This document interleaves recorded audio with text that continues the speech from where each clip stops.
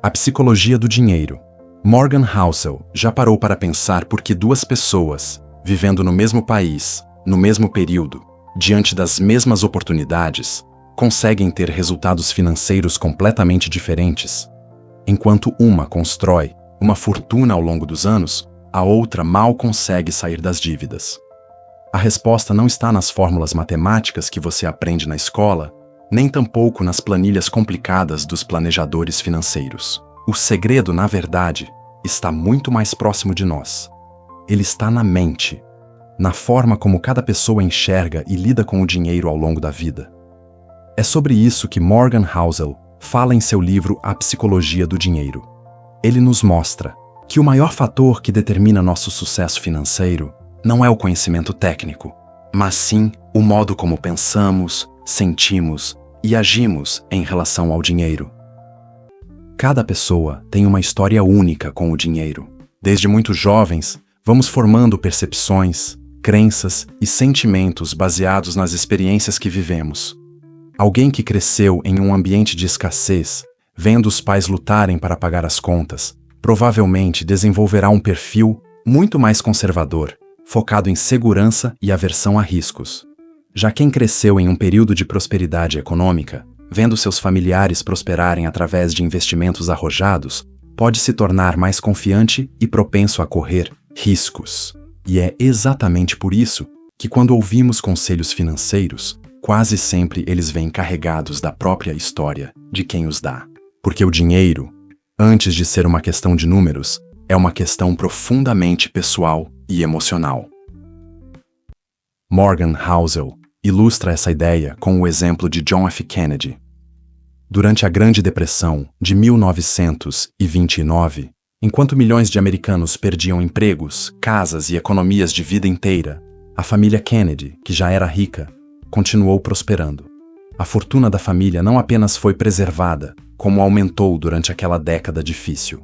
Foi apenas anos depois, quando Kennedy ingressou em Harvard e estudou a história econômica daquele período, que ele realmente entendeu o sofrimento e a tragédia que atingiram tantas famílias. Ele não havia vivido aquele drama pessoalmente. E isso mostra claramente que, mesmo dentro de um mesmo país, as experiências financeiras são radicalmente diferentes de pessoa para pessoa. É importante entender que essas diferenças não se limitam apenas a ricos e pobres. Filhos de trabalhadores rurais desempregados e filhos de executivos de grandes corporações não apenas crescem em mundos diferentes, como também desenvolvem lições opostas sobre risco, segurança e recompensa. Um jovem que viu os pais perderem tudo por causa de uma crise financeira dificilmente se sentirá confortável em investir agressivamente em ações, mesmo que os dados atuais mostrem um mercado favorável.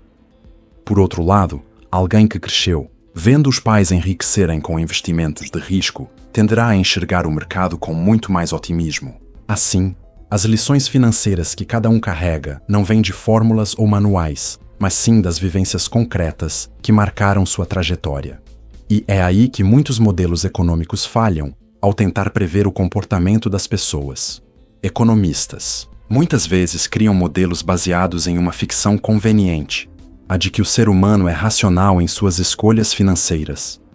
Mas a realidade, como mostra Morgan Housel, é bem mais confusa do que essas teorias sugerem. Um exemplo claro disso é o comportamento das famílias de baixa renda em relação à loteria. Nos Estados Unidos, uma família pobre gasta em média cerca de $400 por ano em bilhetes de loteria. Curiosamente, são essas mesmas famílias que frequentemente não conseguem reunir nem $400 para cobrir uma emergência.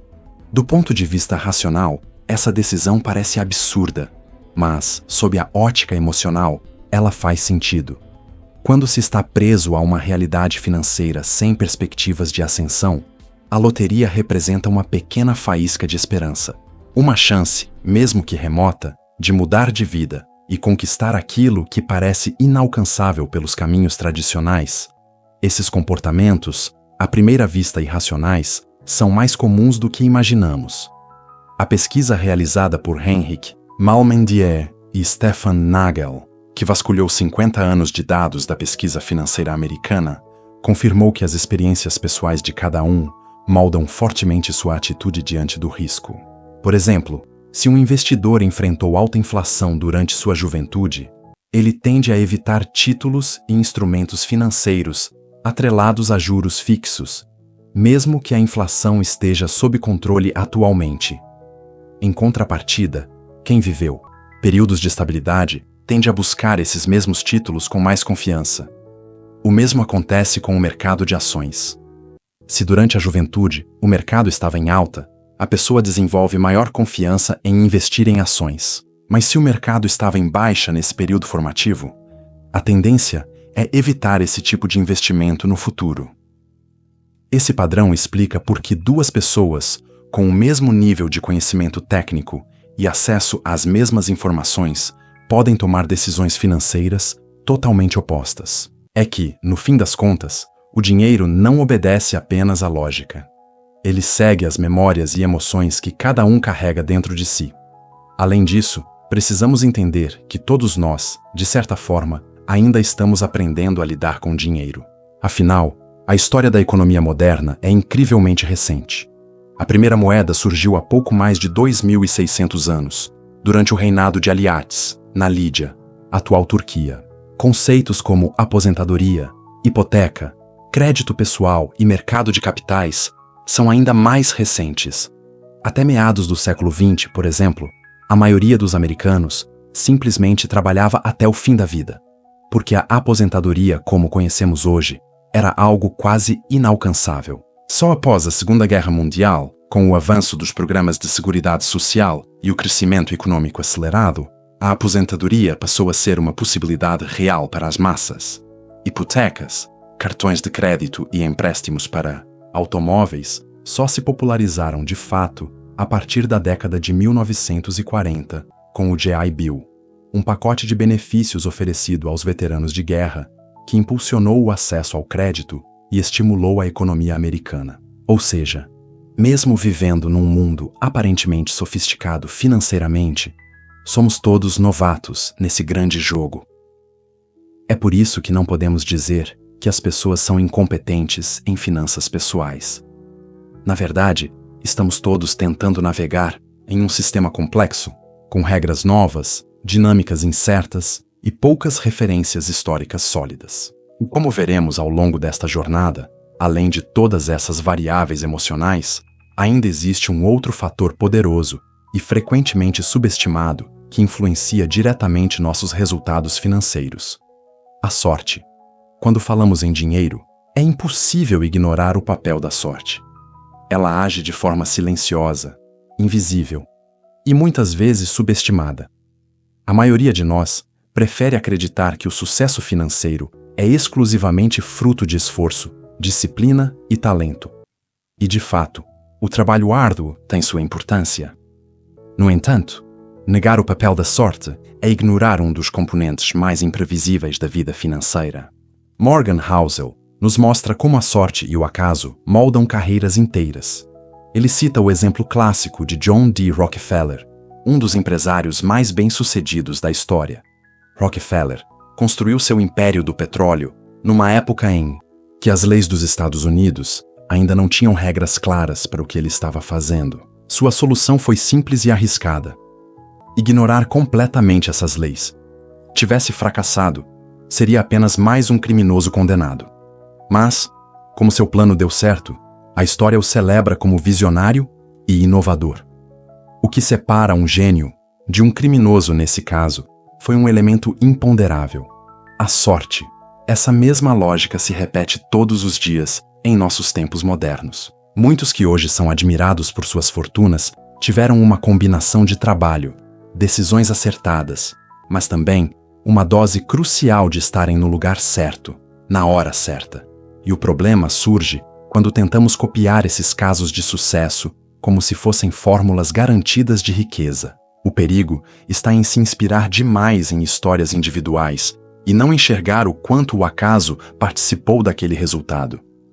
É por isso que Morgan Housel nos alerta: devemos buscar padrões amplos e comuns e não exemplos extremos. Quando você estuda um bilionário específico, você está analisando uma exceção. Quando estuda centenas de histórias de sucesso e fracasso, você começa a enxergar padrões replicáveis, e são esses padrões que devemos seguir. Outro inimigo perigoso das finanças pessoais é a inveja. Ela cria um ciclo destrutivo de insatisfação. Imagine um jogador de beisebol novato que ganha $500 mil por ano. Pela maioria dos padrões, ele já é rico.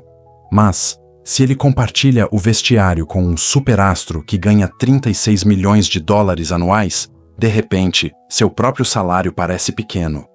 A inveja o faz sentir que não é suficiente, mesmo estando objetivamente em uma situação privilegiada. E o superastro, por sua vez, olha para os que ganham ainda mais, alimentando um ciclo interminável de comparação.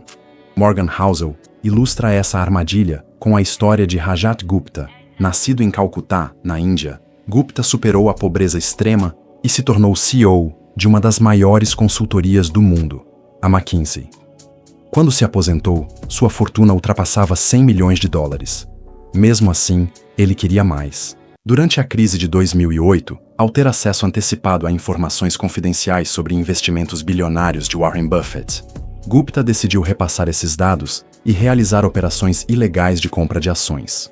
Em poucos minutos, ganhou milhões de dólares de forma ilícita.